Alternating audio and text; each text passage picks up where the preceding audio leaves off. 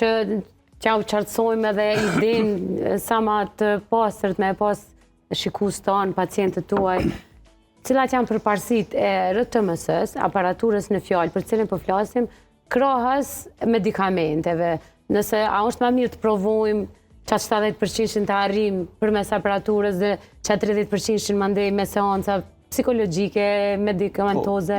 Shiko, këtë në varet prej politikave që i njek shëndetësia, i njek mjekësia të gjitha ato.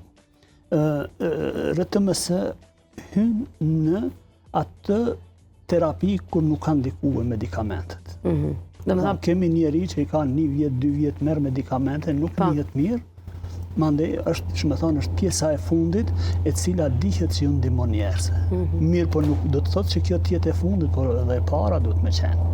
Mirë po janë politika shëndetësore me të cilat shkohet gradualisht për me pa si reagon pacienti. Mirë po nëse kombinohen gjithmonë e them të ilaçet edhe stimulimi i trurit, rezultati është shumë më i mirë. Nëse kombinohet psikoterapia edhe stimulimi i trunit, rezultatet janë shumë më të mira. Do thotë, mirë po tek ne çdo gjë kushton, dhe kur kushton çdo gjë, fatkeqësisht pjesa e mesme që është më problematike me probleme të ankthë ashtu, nuk i kanë edhe kushtet shumë komode për me bë këto terapi.